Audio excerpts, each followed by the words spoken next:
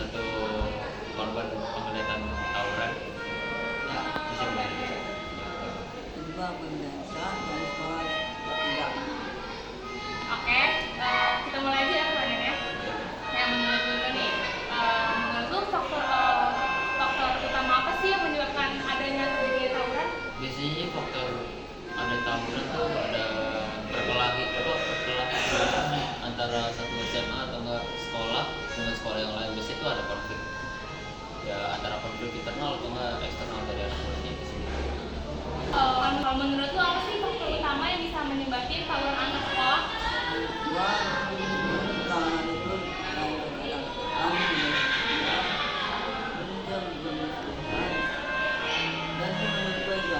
Oh berarti dari media sosial itu juga bisa menimbulkan tawuran ya? Bisa. Apalagi kan media sosial bisa jadi sarana buat apa ya, komunikasi dari media sosial kan lebih gampang, lebih mudah daripada dulu kan. Biasanya tawuran itu lebih sering tatap muka langsung, tapi sekarang bisa direncanain lewat media sosial. Kayak ada yang ngajakin gitu ya? Ya biasanya kayak gitu, apalagi kan ya gitu deh, ada aja. Terus menurut kalian berdua ini apa sih yang harus dilakukan untuk mengantarkan tidak terjadinya tawuran itu? Ya harus dimulai dari sekolahnya sih, harus membimbing gimana sekolah harus menerapkan apa itu ya, Peraturan. pengamanan dari peraturan itu sendiri. Apalagi kan anak murid kan nggak bisa diatur satu-satu kan, ya harus, ya nggak bisa semuanya langsung, tapi bisa dikasih tahu lewat pengumuman gitu. Kalau menurut lo apa peran orang tua gimana tuh mencegah anaknya tawuran? ini anaknya tidak tahunan. Terus kalau buat anak kelas kita tuh kalau main malam tuh ngaruh gak sih ke tawuran? Ayo, Ngaruh. Nah, oh iya, waktu itu gue sempat dengar ada berita tentang tawuran yang dimana itu memakan korban jiwa yang sudah meninggal itu gimana tuh?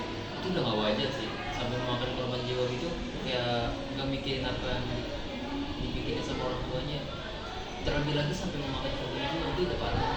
Terus itu kalau misalkan yang ngebacok itu tuh sampai dari jumlahnya itu ada nggak sih? Biasanya sih kalau udah kayak gitu cuma dikarantina aja ya, untuknya khusus pelajar yang masih di bawah umur, misalkan umur 20 tahun.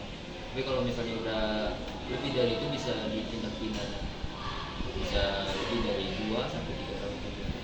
Berarti nggak ada hukuman yang sama, kayak misalkan hukum mati gitu nggak ada ya? Enggak dong, itu masih hitungannya masih bisa aja karena kan masih di bawah umur, belum ya memenuhi standar hukumnya. Kalau menurut lu pernah nggak sih nemuin teman-teman lu tuh yang kayak gitu sampai ada korban jiwa? tapi nggak ada korban jiwa. Tapi ada yang kebacok nggak? Oh tawuran biasa gitu, pakai senjata tajam. Kalau lu? Gue sih pernah ngeliat doang, tapi nggak ngeliat apa kayak full nih gitu. Karena kan gue di situ ngeliatnya dari jauh, habis itu gue langsung lari. Aku gitu ya. Ya, bayangin aja bawa senjata tajam. Itu Berarti kalau lu berdua ini pernah tawuran atau cuma ngeliat lu tuh nggak pernah atau pernah jadi korban? kalau ngikut sih enggak. Kenapa itu? Ya karena mikir sendiri kalau misalkan kalau di tawuran itu sangat nggak baik ya teman. Lebih lagi itu mengancam masa depan kita. Nah, tapi pernah gak sih, kan lo gak pernah gitu kayak gitu ya? Pernah dikatain cupu gak atau gimana itu sama temen-temen lo yang ngikutin tawuran kayak gitu? Kalau gitu mah pasti sering lah. Karena kan kalau ngikut itu ada iming-iming tidak ada solidaritas gitu. Karena kan tawuran itu kayak apa ya? Orang-orang pasti mikirnya karena solidaritas buat membela apa satu tim itu sendiri. Terus gimana yang lu tanggung? Bisa kayak, lu cara menyikapi mereka tuh gimana? Ya udah biasa aja.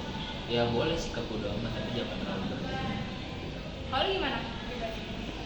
Terus nggak pernah dari ya. Berarti lu pernah ngikutin tawuran? Atau jadi korban? Oke, terima kasih Farel dan Akbar yang udah menyempatkan waktunya banget nih jauh-jauh untuk diskusi tentang tawuran nggak kait doang ini. Oke teman-teman, terima kasih yang udah menyaksikan video podcast hari ini. Semoga apa yang kita diskusi hari ini tuh bermanfaat untuk kalian para remaja yang lagi ada tentang pengetahuan tentang tawuran